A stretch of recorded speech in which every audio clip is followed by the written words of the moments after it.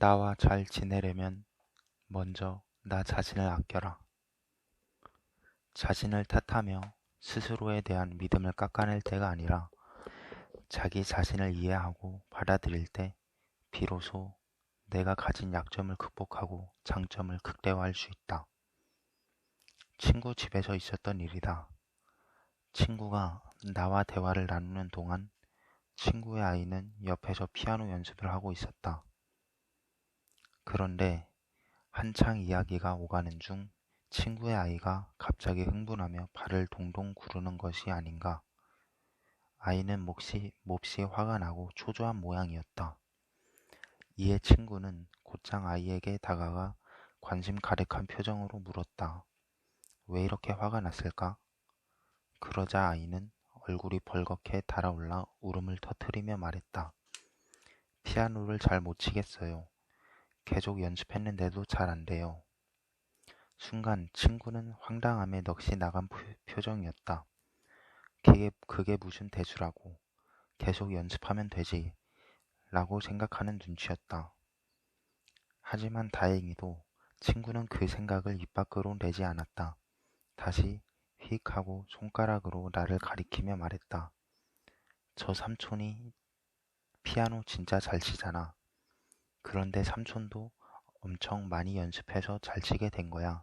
그렇지? 그럼.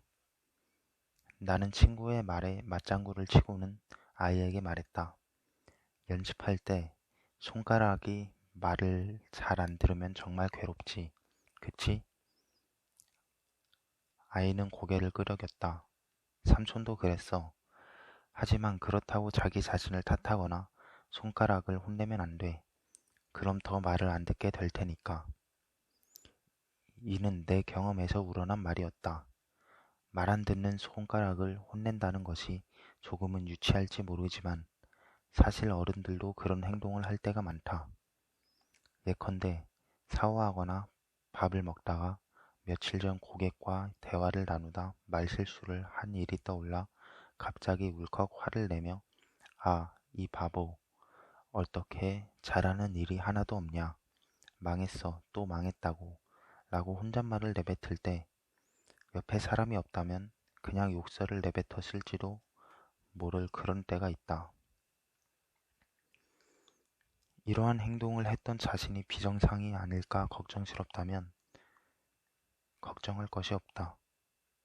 실은 거의 모든 사람이 그런 행동을 하니까 말이다. 연구 결과에 따르면 우리는 아침부터 저녁까지 머릿속에서 쉼없이 자기 자신과 대화를 한다. 또한 우리가 의식하지 못하는 순간에도 하루에 적게는 12,000개에서 많게는 5만 개까지의 생각과 평가가 우리의 머릿속에 스쳐 지나간다고 한다. 심리학자들은 이러한 현상을 자기 대화라고 부른다. 자기 대화는 머리로 하는 혼잣말이라고 볼 수 있는데 여기에는 긍정적 대화와 부정적 대화, 중성적 대화가 혼재한다. 예를 들면 이번 일은 정말 잘했어 라고 자기 자신에게 긍정적인 평가를 내릴 수도 있고 이 바보 멍청이 라고 부정적인 평가를 내릴 수도 있다는 소리다. 그런데 심리학자 랜디 카멘은 다년간의 실험과 결과를 통해 종합한 결과를 보면 사실 대부분의 사람이 걱정으로 가득한 부정적 자기 대화를 나누고 있으며 그것도 모자라 끊임없이 이를 반복하는 것으로 나타났다. 예컨대 어제 저지른 잘못을 오늘까지도 잊지 않고 곱씹으며 자신을 비하하고 깎아내린다는 것이다.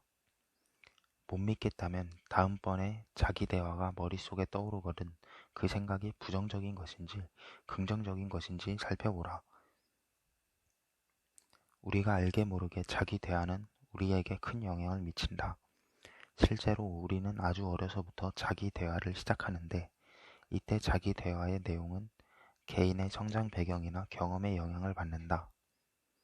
다시 말해서 부모나 가족, 선생님, 친구, 심지어 어린 시절에 접한 미디어까지도 자기 대화의 내용에 영향을 미친다는 뜻이다. 자칫 잘못하면 소위 부정적 순환에 빠지기 십상인 이유는 바로 이 때문이다. 일이 뜻대로 되지 않을 때 이 바보, 또 실수를 저지르다니, 넌 어쩜 이렇게 멍청하니? 라는 생각을 가지면 자신을 자책했던 경험이 마음의 그림자로 남아 다음에 같은 일을 할 때 또 실수를 저지르지는 않을까 하는 두려움에 사로잡힌다. 이렇게 되면 오히려 하지 않을 실수를 하게 되고 결국 실수와 자책을 반복하는 부정적 순환에 빠지는 것이다. 그리고 순환이 장기화되면 만성 스트레스를 초래해 몸과 마음의 병을 키우고 만다.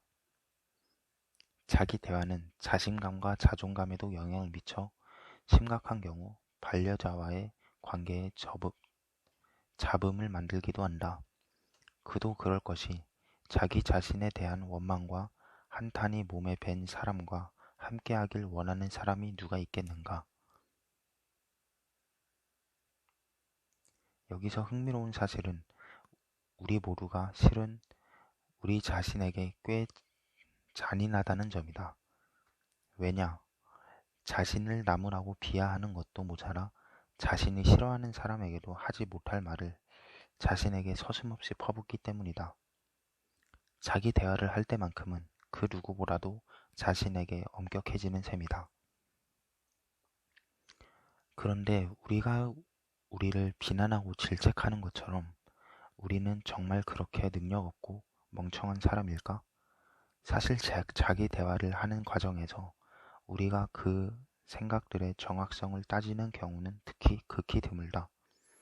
보통은 무비판적으로 생각을 받아들이고 이러한 생각들이 더 큰 스트레스가 되어 우리를 무력감과 우울함에 빠뜨린다. 그래도 다행히 이 모든 것에는 변화의 여지가 있다. 우리의 자기 대화는 결국 자신의 선택에 달려 있고 무엇보다도 선택 후의 연습이 중요하기 때문이다.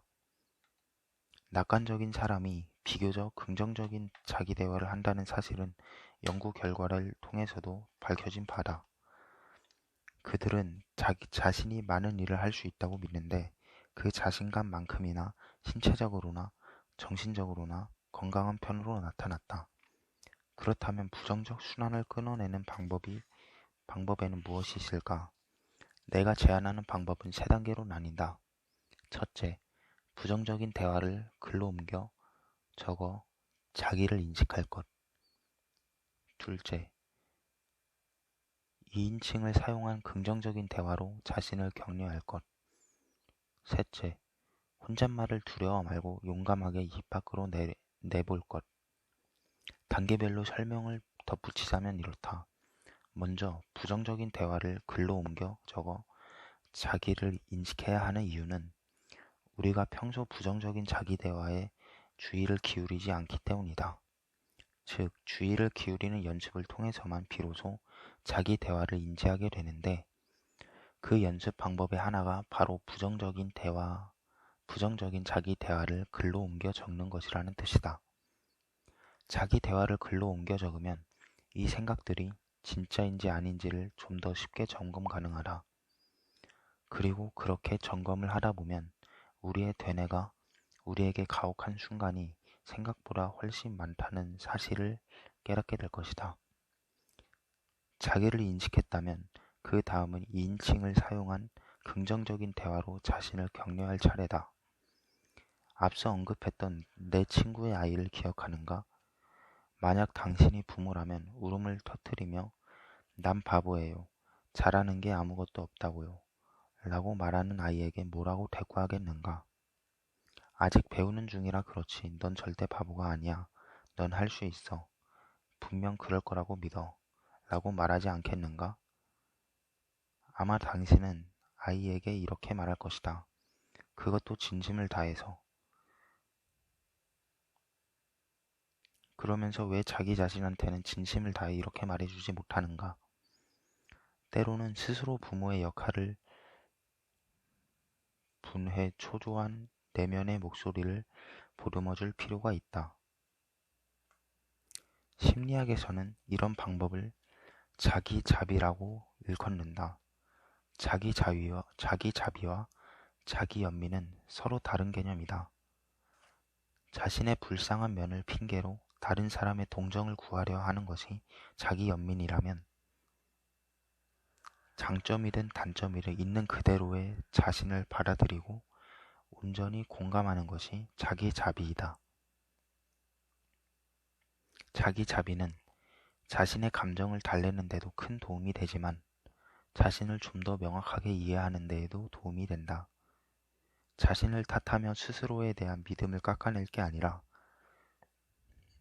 자기 자신을 이해하고 받아들일 때 비로소 내가 가진 약점을 극복하고 장점을 극대화할 수 있는 법이다.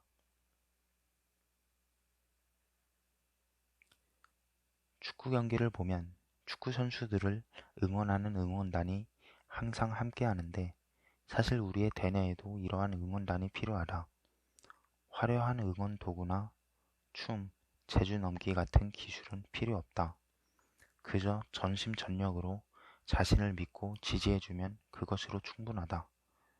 연구 결과에 따르면 긍정적인 자기 대화가 사람을 더욱 총명하게 만들고 좀 더 자신감 있게 만들며 어려움을 이겨내는 강인함까지 키워준다고 한다. 강인함의 상징으로 일컬어지는 미국 해군 특수부대 네이비실의 강인함도 어느 정도는 긍정적인 자기 대화에서 비롯되었다고 볼 수 있다. 실제로 한 해군 심리 연구 보고서에 따르면 어려움이 닥쳤을 때 병사들이 이에 굴하지 않고 계속해서 앞으로 나아갈 수 있었던 데에는 긍정적인 자기 대화가 도움되었다고 기록되어 있다. 예컨대 네이비실의 일원이 되려면 반드시 통과해야 하는 기초 수중 말파 훈련 테스트 때 병사들에게 넌 할 수 있어, 분명 아무런 문제가 없을 거야 등 긍정의 자기 대화를 하도록 지도하자 병사들의 테스트 통과율이 기존의 4분의 1에서 3분의 1로 상승한 것으로 나타났다. 자기 격려 시 1인칭을 2인칭으로 바꿔 말하면 더 효과적이라는 사실은 심리학 연구 결과를 통해서도 입증된 바이다. 그러니 난 정말 대단해. 그러니 문제 없을 거야. 라는 자기 격려를 넌 정말 대단해. 그러니 문제 없을 거야 라고 바꿔보자.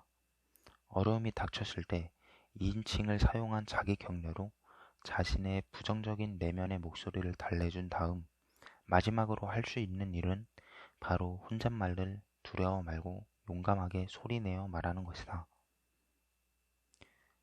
머릿속의 목소리를 언어로 치환해 입 밖으로 낸 다음 다시 귀로 이를 듣는 과정은 다시 한번 관련 회로를 공고히 하기 위함이다. 노인들이 혼잣말을 하면 지능을 유지하는 데 도움된다는 실험 결과가 있듯 자기 대화도 실제 감각 기관을 자극해 체험을 심화하는 작업이 필요하다. 게다가 혼잣말은 사람에게 힘을 불어넣어줄 뿐만 아니라 학습을 돕고 기억력과 집중력을 강화하여 좀 더 쉽게 새로운 지식을 흡수하도록 해준다는 연구 결과도 있다. 그러니 다음에 어려움에 직면했을 땐 이 3단계를 기억하라. 자신을 인식해 자기 자비의 태도로 현재 상황을 받아들이고 상냥한 코치의 말투로 스스로를 격려하고 응원하는 긍정적 자기 대화를 나누며 이를 실질적으로 자신에게 말해보라. 나와 잘 지내려면 먼저 나 자신을 아껴야 하는 법이다. 당신은 할 수 있다. 그러니 부디 앞으로 펼쳐질 매일매일을 조금 더 긍정적으로, 조금 더 자신있게 보낼 수 있기를 바란다.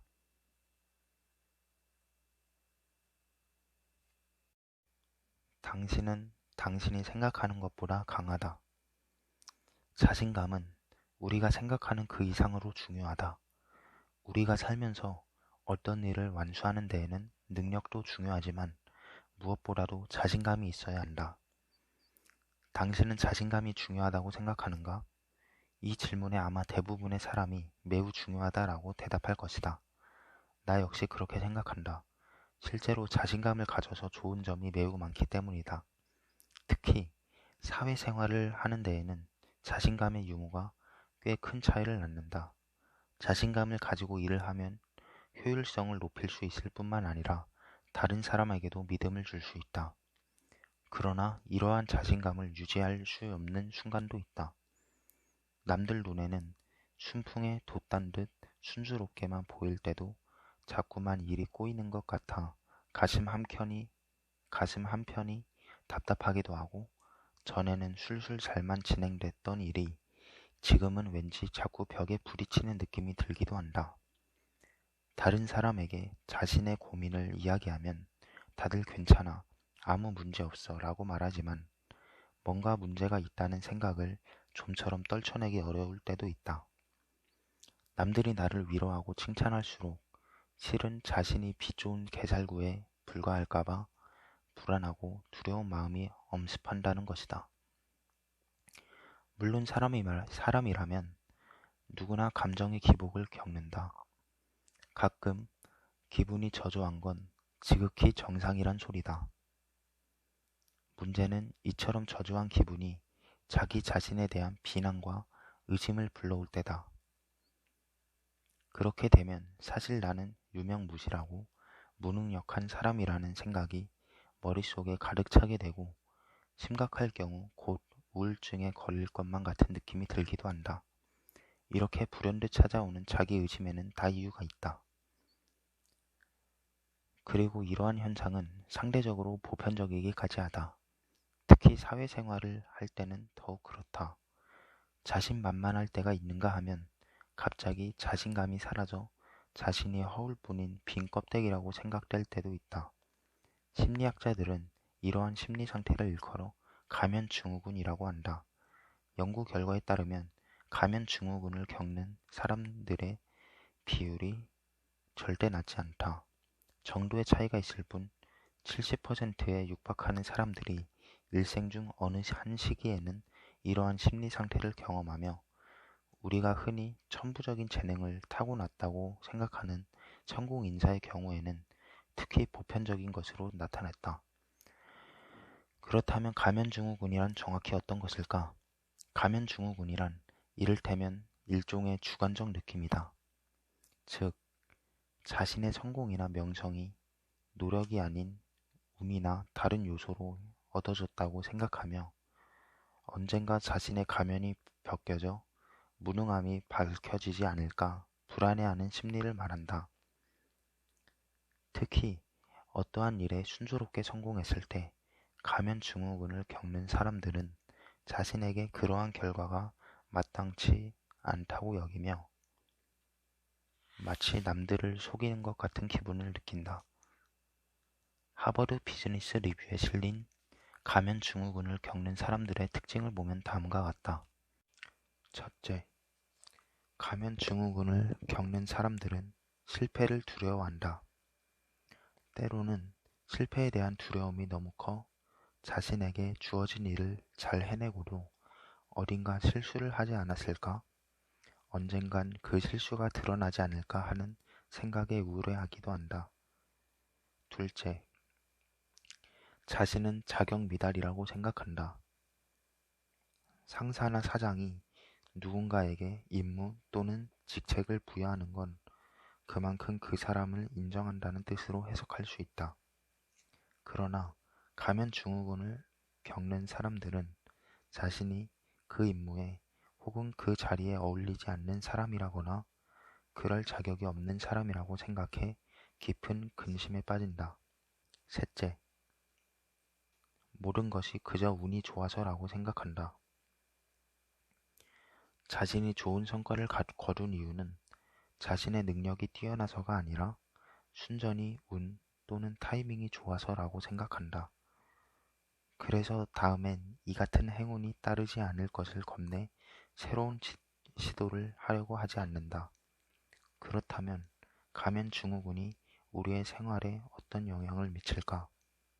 수면과 식욕, 그리고 건강에까지 영향을 준다. 이 장을 시작하며 던진 질문을 기억하는가? 당신은 자신감이 중요하다고 생각하느냐고 물었다. 그럼 당신은 이 자신감이 얼마나 중요하다고 생각하는가? 자신감은 우리가 생각하는 그 이상으로 중요하다. 살면서 어떤 일을 완수하는 데에는 능력도 중요하지만 무엇보다도 자신감이 있어야 한다. 심리학의 대가 엘버트 반두라에 따르면 사람은 누구나 자기 효능감, 즉 자신에게 어떤 임무나 행위를 수행할 능력이 있다고 믿는 기대와 신념을 가지고 있다. 이러한 믿음은 주어진 일을 완수하게 만드는 동기가 되고 정말로 일을 완수한 후에는 통제감을 느껴 다음엔 그 어떤 일에도 스스럼 없이 도전할 수 있게 된다. 자신감은 우리가 일상생활 중에 내리는 작은 결정 하나가 모여 형성되고 이와 동시에 스트레스를 해소해 주기도 한다. 그러므로 자신감이 없거나 가면 증후군을 겪을 때는 비단 자기 자신을 의심하게 될 뿐만 아니라 어떤 일을 완수하겠다는 결심을 흔들어 온갖 후회와 자책을 불러올 수 있다. 이처럼 끊임없는 자기의심이 낳을 부정적 순환에 빠지지 않으려면 다음의 방법을 참고해보자. 첫째, 문제를 인식한다. 자신을 바로잡는 일은 문제를 발견하는 것에서부터 시작된다. 그러니 다음번에 자기의심이 싹트기 시작하거든 먼저 내가 또 이런 생각을 하기 시작하네 라며 스스로 주의를 환기하라. 이는 마치 마음의 스위치를 가동하는 것처럼 앞으로 자신이 그늘진 마음을 상대해야 한다는 사실을 일깨우는 역할을 할 것이다. 둘째, 마음을 다스려 본다. 어쩌면 우리가 일의 성패에 지나치게 연연하고 있는지도 모르니 이럴 때는 과정에 좀 더 집중하려는 노력이 필요하다.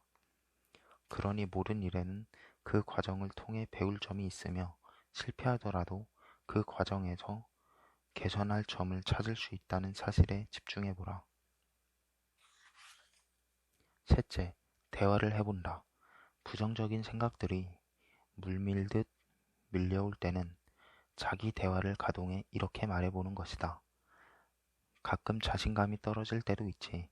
내겐 약간의 쉼이 필요한 거야. 쉬고 나면 더 나아질 거야. 아니면 자신이 믿는 친구나 동료에게 머릿속에 떠다니는 부정적인 생각을 털어놓고 격려와 피드백을 구해보는 것도 한 방법이다. 때로는 환경적인 영향으로 불현듯 난 안 될 거라는 생각이 들 때도 있을 것이다.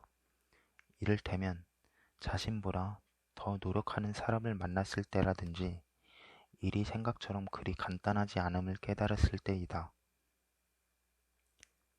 이럴 때는 자신이 가진 능력의 크기에만 연연할 것이 아니라 아직 배울 것이 더 많은 현실을 직시해야 한다. 그러니 자신에게 조금만 더 관대해져라. 득실을 따지는 마음은 살짝 덜어내고 성패가 아닌 배움에 집중해보는 것이다. 성패의 영향이 아무리 크다 하더라도 당장 세상이 끝나는 것은 아니니 자신을 완전히 부정할 필요는 없음을 스스로 상기해야 한다. 부정적인 생각이 너무 강렬하다면 친구의 지지와 격려를 구하는 편이 훨씬 직접적인 해결 방법이 될 수도 있다. 넷째, 일을 성공적으로 완수하면 자신이 어떤 이익을 얻게 될지 다시 한번 생각해 본다. 그리고 성공하려면 냉철함을 가지고 주어진 임무에 집중해야지. 자신을 비난해봐야 걸림돌밖에 되지 않음을 상기하며 스스로 다독이는 것이다. 이러한 방법들을 통해 가면 증후군을 극복하려 한다면 우리의 삶에 크고 작은 일들을 얼마든지 담대히 대할 수 있다. 툭 하면 생기는 자신에 대한 의심을 거두는 방법. 첫째, 문제를 인식하고 어, 내가 또 이런 생각을 하기 시작했네 라며 스스로 주의를 환기시킨다. 둘째, 마음을 다스려 본다. 성패가 갈리는 건 당연한 일이니 그보다는 과정에 더 집중한다. 셋째, 대화를 해본다.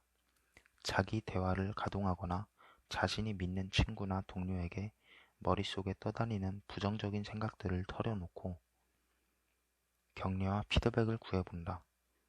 넷째, 일을 성공적으로 완수하면 자신이 어떤 이익을 얻게 될지 다시 한번 생각해보고 냉철하게 주어진 임무에 집중하자고 자신을 다독인다.